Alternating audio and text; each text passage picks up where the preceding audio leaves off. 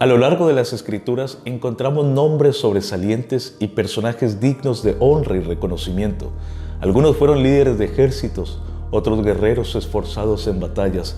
Algunos fueron ejemplos de fe y obediencia, reyes, profetas, mártires. Es tan amplia la lista de historias grandiosas sobre hombres comunes y corrientes que con la ayuda de Dios marcaron su temporada en la tierra. Pero en esta ocasión quiero hablarles de aquellos otros menos conocidos, los secundarios, los llamados extras o personajes de relleno. San Juan capítulo 6 del 5 en adelante, vemos la impresionante historia de la multiplicación de los panes y peces. Dice el verso 5, cuando alzó Jesús los ojos y vio que había venido a él gran multitud, dijo a Felipe, ¿de dónde compraremos pan para que coman estos? Pero esto decía para probarle, porque él sabía lo que había de hacer. Felipe le respondió, 200 denarios de pan no bastarían para que cada uno de ellos tomase un poco. Uno de sus discípulos, Andrés, hermano de Simón Pedro, le dijo, aquí está un muchacho que tiene 5 panes de cebada y 2 pececillos. Mas, ¿qué es esto para tantos? Aquí vemos que en medio de aquella multitud, un muchacho tiene tan solo 5 panes y 2 pececillos. La Biblia no nos da muchos detalles sobre él. No tenemos su nombre, no sabemos de dónde venía o hacia dónde iba. Pero una cosa sabemos, Dios le tenía en ese lugar con un gran propósito. La gente se había reunido por mucho tiempo para escuchar a Jesús.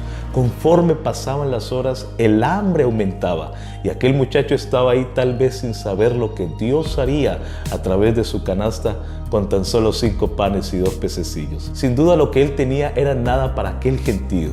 Aquella porción de comida en su canasta tal vez era su alimento, literalmente era todo lo que tenía. Quisiera imaginar situaciones que pudieron ser las que enfrentaba aquel muchacho. ¿Quién sabe si era huérfano?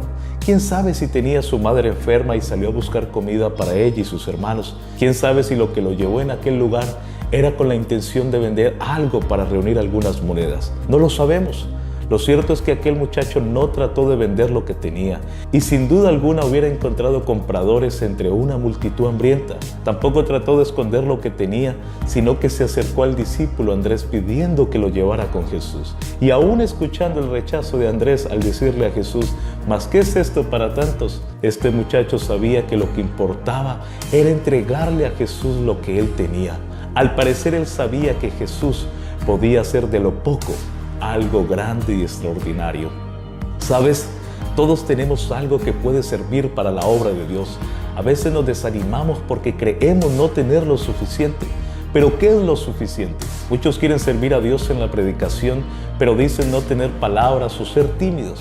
Otros sienten deseos de glorificar a Dios a través del canto y la alabanza, pero dicen no tener buena voz. Otros sienten el llamado al liderazgo, pero dicen que carecen de paciencia o de dinamismo para tratar con la gente. Ante una situación parecida, deberíamos preguntarnos, ¿quién es el que capacita? Al decir que no tenemos lo suficiente, dejamos ver que creemos que las cosas deben ser hechas según nosotros mismos. Cuando digo no tengo lo suficiente para esto o aquello, me estoy olvidando que es Dios el que hace las cosas posibles. Aun si tengo todo el talento del mundo y todos los atributos posibles, pero Dios no está en lo que hago, ¿de qué me sirve? Pero si Dios es quien opera en lo que hago, mi mayor esfuerzo será suficiente. ¿Cuántas veces te has sentido inferior o ignorado por creer no tener lo suficiente?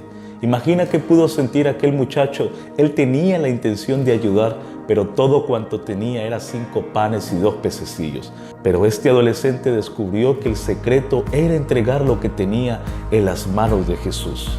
¿Sabes? Dios es experto en hacer cosas grandes de cosas pequeñas. Hay una infinidad de ejemplos en la palabra de Dios donde encontramos cómo Dios usa a alguien o algo que parece ser insignificante. Te voy a dar algunos ejemplos. Éxodo 14, 15 y 16. Cuando Moisés se encontró al frente del mar y atrás venía el ejército de Faraón, clamó a Dios angustiado. Pero ¿sabes qué dice la palabra de Dios? Que el Señor le respondió, ¿por qué clamas a mí?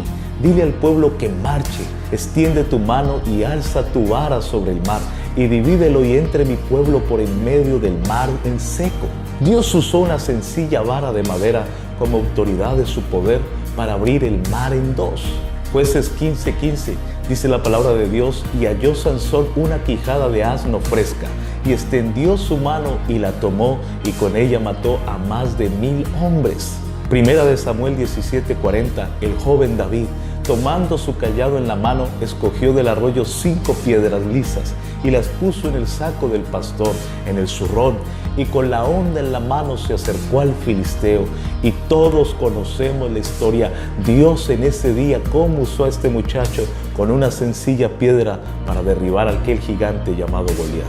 Primera de Reyes 18:44, dice la palabra de Dios que el criado subió la 7ª vez y dijo: veo una pequeña nube como la palma de la mano de un hombre.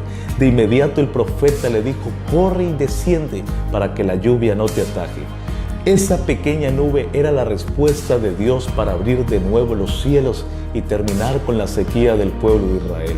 Cosas pequeñas que Dios usó para cosas grandes. Lamentablemente muchos de nosotros no somos capaces de ver o creer que Dios puede usar nuestros talentos, dones y capacidades que Él mismo nos dio, porque todo lo queremos filtrar por el razonamiento lógico y humano y buscar la explicación a lo que no se puede explicar.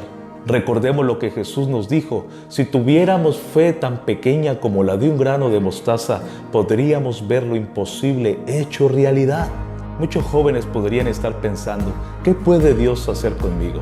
Si no soy una persona con grandes estudios universitarios, o no tengo grandes habilidades, o soy muy tímido, o soy pobre y de escasos recursos, o tal vez soy huérfano y fui abusado y maltratado, o no me tienen en cuenta para nada. O podríamos pensar que somos invisibles para Dios.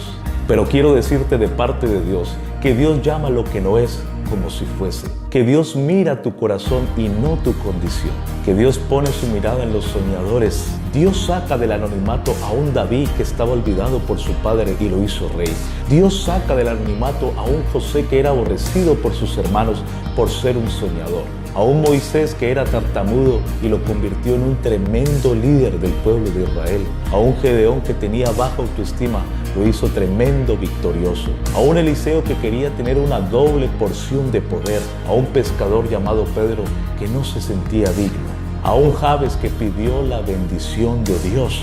En esta hora quiero decirte, iglesia, niño, joven, adolescente, anciano, líder, predicador, evangelista, cantante, músico, a ti, amigo, que le entregues a Jesús tus 5 panes y 2 pececillos.